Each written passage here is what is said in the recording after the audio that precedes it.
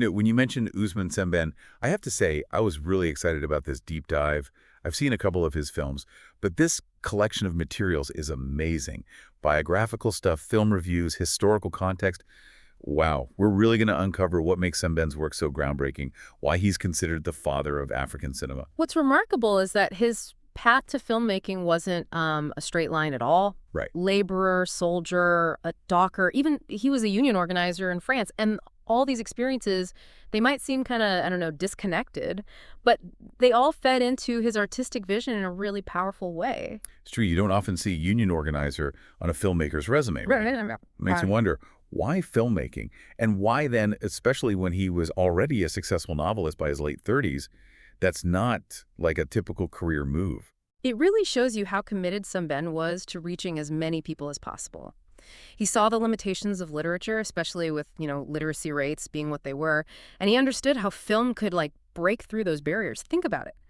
The 1950s and 60s, a time of huge change across Africa, nations fighting for independence, grappling with colonialism's legacy, and Sembène is right there in the middle of it. So how did all of this historical whirlwind, influence his artistic and political views? What was it like for him navigating this period? Imagine a whole continent on the brink of transformation. After decades, centuries even, of colonial rule, African nations are reclaiming their identities. And Sembène, having lived in both colonial Senegal and France, he understood these struggles in a really profound way. His experiences as a laborer and activist, especially in France, exposed him to Marxist thought, which further fueled his passion for social justice. He started to see art not just as expression, but as a tool, even a weapon, to empower the oppressed, to challenge those in power. That's a powerful concept, art as a weapon. It really emphasizes how Sembène saw cinema as way more than just entertainment. Absolutely. He famously called cinema the people's night school. Wow. That phrase really gets at his belief in film's power, especially in places where literacy was limited. He understood it could be a tool for education and, crucially, for social change. The People's Night School. Such a striking image. Makes you think about how film can reach people in ways other art forms simply can't. He could entertain while challenging beliefs, starting conversations. Even in his very first short film, Borum Saret, which he made with this really basic old camera, it sparked all this debate in Senegal about poverty and neocolonialism. Pretty amazing. And you're right to point out Borum Saret. It embodies Sembène's innovative approach. This was a time when, African stories were often told through a colonial lens, if they were told at all. And Sembène's determination to change that, to give a voice to the voiceless, that's what makes his work truly groundbreaking. He faced huge obstacles, of course, funding, censorship, political pushback, but he just kept pushing forward. Really inspiring. He was willing to risk everything. The sources even say he mortgaged his house to finance his films. Talk about dedication. But let's dig into those risks a little bit. Can you tell us more about the challenges he faced, particularly given how groundbreaking his work was? Well, you see, while there were filmmakers globally who used their art to address social issues, Sembène was a pioneer in African cinema. His films often directly criticized those in power.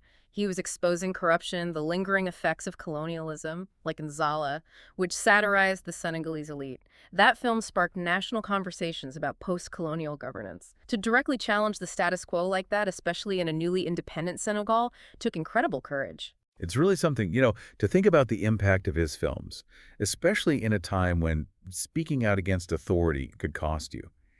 The sources mention all of Sembène's firsts. It's like he wasn't just making films, he was rewriting the whole playbook of African cinema. It really speaks to his vision and his drive, that's for sure. Think about his debut feature, La Noire d'Oeil, the first African film to win the Prix Jean Vigo, no less. It was this incredibly powerful look at the exploitation of Africans in colonial France, a story that just wasn't being told at the time. And then you have Mandabi, the first feature film shot entirely in an African language. Reading about that really struck me. To see yourself represented on screen, to hear your language, your stories, and to have them told on your own terms, not filtered through someone else's lens, it's incredibly powerful. Exactly. It's a powerful act of decolonization. But it wasn't just about being the first. It was about how he used the language of film itself to, amplify his message. His choice to film in Wolof Deola Bambara. These weren't just artistic decisions, they were political statements. He was challenging the dominance of colonial languages in art. And that commitment to authentic representation, it went beyond language too. These sources highlight his co-production models, which were really innovative for the time. He was aiming for financial independence, but also for Pan-African collaboration. He wasn't just making films, he was building a movement. Right. He knew that real change in African cinema meant presenting a united front. He was always looking to collaborate with other African filmmakers, with production companies. He even filmed outside of Senegal using Pan-African casts and crews, which was almost unheard of back then. It's fascinating how this Pan-African vision really ran through every aspect of his filmmaking. Can you tell me a bit more about how this differed from the typical models of the time, especially when it came to funding and distribution? It seems like those were constant struggles for him.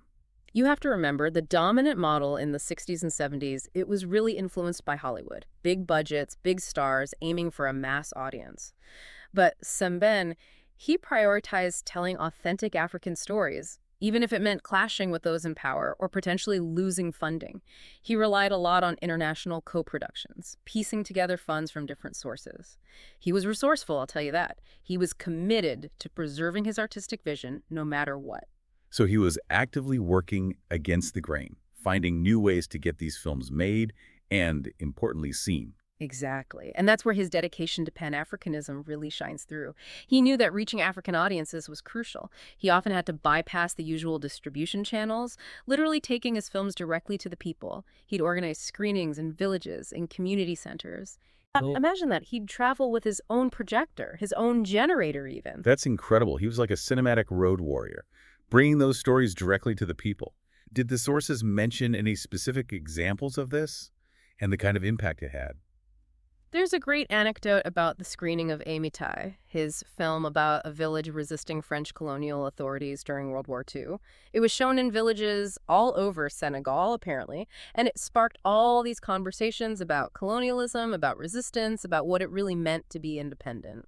It's really incredible when you think about it, the power of those screenings, experiencing those stories in such a raw, communal way. It wasn't just passive viewing, it was a shared dialogue, a real catalyst for change. You're absolutely right, and it speaks to the heart of Sembène's vision.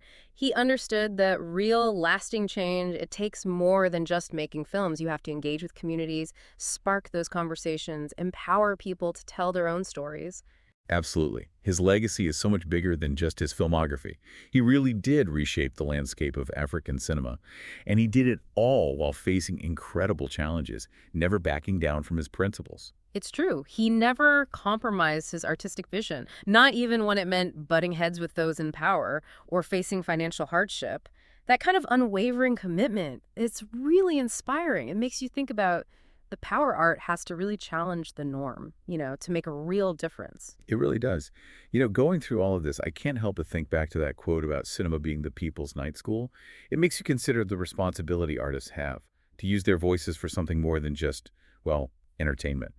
What can artists today, working in any medium, what can they learn from Sembène's approach? Ooh, that's a great question. I think Sembène's life, his work, it offers a really timeless message for artists no matter what their art form is. He reminds us that art can be a real force for social change. It can challenge the status quo, get people talking, inspire action. He never shied away from tough topics, from viewpoints that might make people uncomfortable, because he knew that art has that power to make us question our assumptions, to see the world in new ways. He also showed us how important it is to speak to your own communities, to tell your own stories, to reclaim that power of representation. Powerful message, and I think it's more relevant today than ever. His legacy is really all about authenticity, about integrity, and that unwavering commitment to social justice. He inspires us to use our voices, whatever platform we have, to make the world a more just and equitable place. It's been amazing uncovering all of this with you. Ousmane Sembène, a true cinematic revolutionary. And to everyone listening, we'll leave you with this. What stories are you being called to tell? What impact do you want your voice to have? This has been a truly eye-opening deep dive.